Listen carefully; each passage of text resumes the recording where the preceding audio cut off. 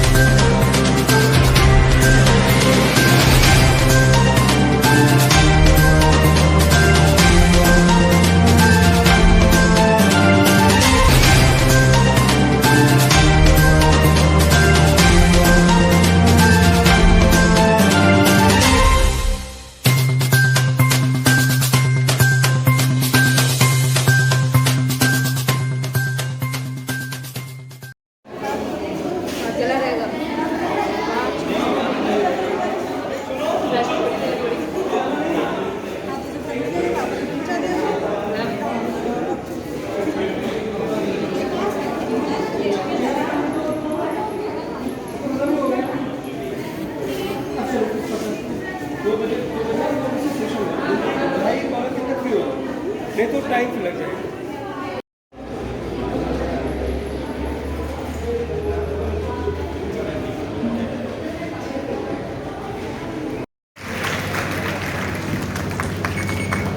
थोड़ा किनारे हो जाए।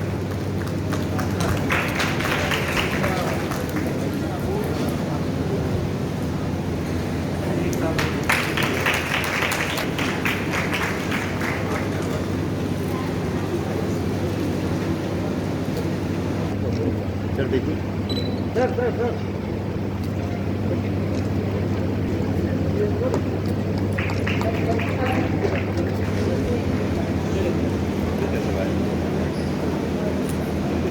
मुझे विश्वास है कि इस महाविद्यालय में जैसा शैक्षणिक वातावरण है, यहाँ के टीचर जिस तल्लीनता के साथ छात्राओं से लगे रहते हैं, कार्य करते हैं, उनमें विश्वास डालने की प्रयास करते हैं। यहाँ की छात्राएं आने वाले समय में ना केवल कि वो इस महाविद्यालय का नाम रोशन करेंगे, मुझे मालूम है वे हमारे इस लखनऊ का नाम भी रोशन करेंगे, इस प्रदेश का नाम भी रोशन करेंगे, इस देश का नाम भी रोशन करेंगे। मैं बहुत बहुत शुभकामनाएं देता हूं और मुझे लगता है विद्यालय दिन ब दिन आगे बढ़ता रहे, आगे और आगे बढ़ता रहे। मुझे लगता है इससे ज्यादा प्रसन्नता श्रद्धेय अटल जी को नहीं हो सकती। अटल जी को सच्ची श्रद्धांजलि, पुष्पांजलि आज के दिन यही हो सकती है कि अटल जी जो पौधा आपने लगाया था, आज वह विशाल वृक्ष बन के, बरगद का वृक्ष बनकर यहाँ पे बहुत सारी छात्राओं को आगे बढ़ाने का काम कर रहा है। जो मिशन आपने दिया था उस संकल्प पर हम सब कार्यरत हैं। ऐसी हम अटल जी के प्रति अपनी पुष्पांजलि अर्पित करते हैं।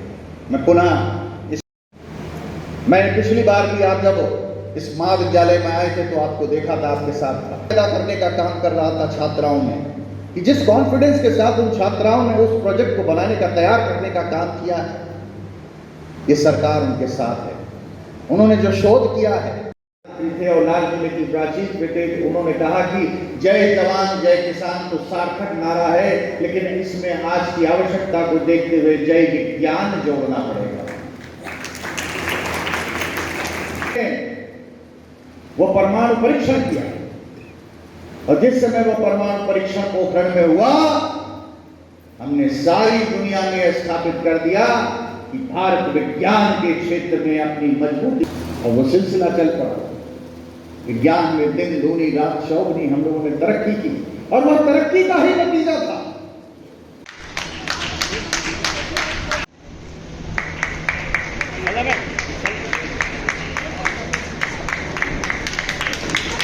मोमेंटो साथ में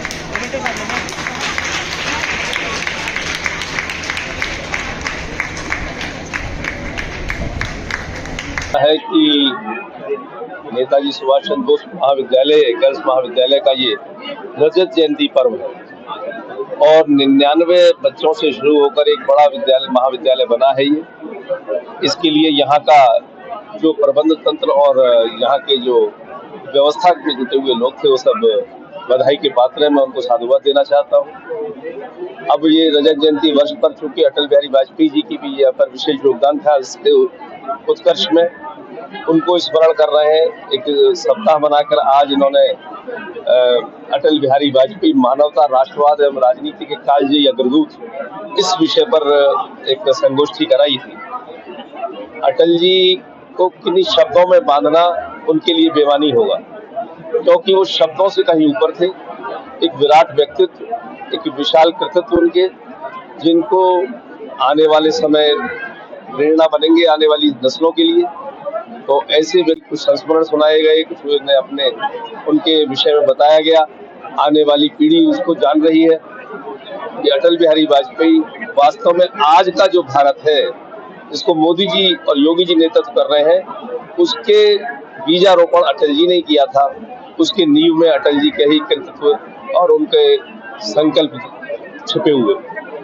आपको शिक्षा मंत्री और शिक्षा के क्षेत्र में क्या बदलाव करना पड़ेगा? देखिए, नई राष्ट्रीय शिक्षा नीति के अनुसार शिक्षा चले। इससे पहले लॉर्ड मेघालय की दी हुई शिक्षा पद्धति से शिक्षा चल रही थी।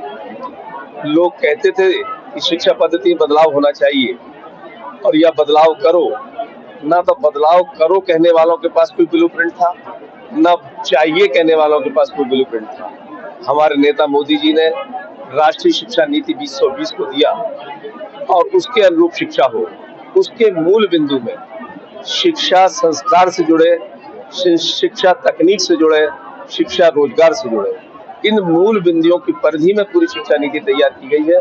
और लखनऊ विश्वविद्यालय इस बात का गौरव हासिल रखा है उसने कि पूरे देश में पहला विश्वविद्यालय है जिसने उसको पूरी तरह अनुपालन किया। पूरे देश में, पूरे प्रदेश में ये अनुपालन हो।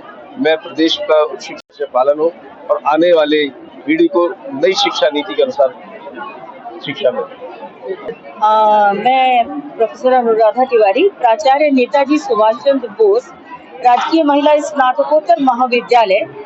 मैं आह्लादित और मुदित हूँ कि आज का दिन हमारे लिए विशेष गौरव का दिन है।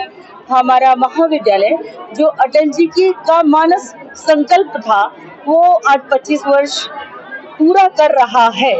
हम इस संदर्भ में रजत जयंती समारोह मना रहे हैं। उनके ऊपर, उनके व्यक्तित्व के ऊपर, उनके कृतित्व के ऊपर, उनकी सोच के ऊपर हम 2 दिवसीय राष्ट्रीय संगोष्ठी का आयोजन कर रहे हैं और एक हम प्रतियोगिता कराते हैं बैडमिंटन की।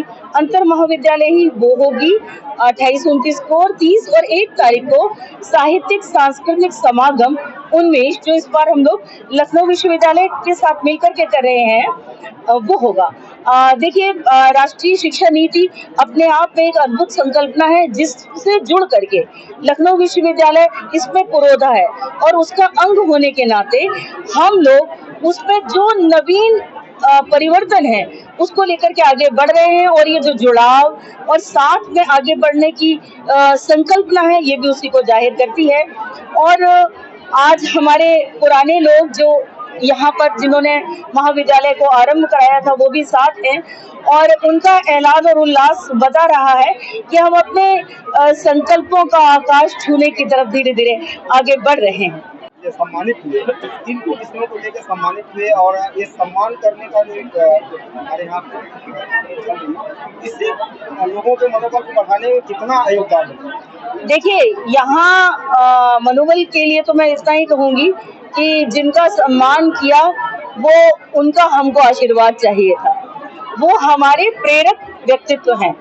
वो लोग हैं जब महाविद्यालय में वैसे तो सर ने, वीसी सर ने संसाधनों के लिए बात की थी, पर उन्होंने अपनी बात में कहा था कि संसाधन महत्व नहीं रखते, मंशा महत्व रखती है।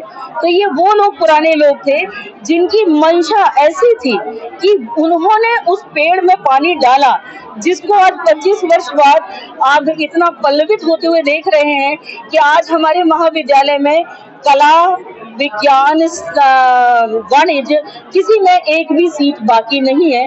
हमारा महाविद्यालय पूरी सीट पर एडमिशन कर चुका है और अभी भी बहुत प्रेशर है कि यहाँ पे बच्चे एडमिशन लेना चाहते हैं। तो इसके पीछे उन लोगों ने जो चीजें शुरू की, कॉलेज उनको बहुत अच्छी तरह से आगे ले जा रहा है, क्योंकि केवल बिल्डिंग ही नहीं, असल में महाविद्यालय एक संयोजित, एक मिला हुआ प्रयास है। वो किसी एक से नहीं होता है, वो समस्त शिक्षकों के इकट्ठे हुए प्रयास का फल है, उसकी कीर्ति या उसकी उन्नति। जी, यहाँ पे जिनको हम लोगों ने सम्मान दिया वो कुछ प्राचार्य थे और कुछ यहाँ के शिक्षक थे। कुछ लोग प्राचार्य पद से रिटायर हुए और कुछ लोग शिक्षक थे जो रिटायर हुए, यहाँ पर ही थे। शिक्षक एक समाज का आईना होता है और समाज को खड़ा करने में महत्वपूर्ण भूमिका अदा करता है। जी, आप इन शिक्षकों के लिए क्या कहना चाहेंगे जो शिक्षक कहते हुए लेकिन काम नहीं करते? मैं एक बात आपसे कहना चाहती हूँ कि मनुष्य मात्र की एक बड़ी विचित्र प्रवृत्ति होती है कि वो दूसरे को उपदेश देने में ज्यादा यकीन रखता है। मैं ये मान के चलती हूँ कि हमारे साथ में जो है, मैंने अपने मंच पर अपने अतिथियों का अभिवादन भी इसी बात के साथ किया था। मैं कुछ करूंगी और मेरे साथ वाले देखेंगे तो वो खुद कुछ करेंगे। यहाँ समय इस बात में जाया नहीं करना है कि कौन नहीं कर रहा है। जो कर रहा है, देश उन्हीं के कारण आगे बढ़ रहा है और देश उन्हीं के कारण आगे बढ़ता रहेगा। धन्यवाद। लेते हैं आज के समाचार से विदा, मिलते हैं फिर एक नई न्यूज़ के साथ। तब तक के लिए नमस्कार।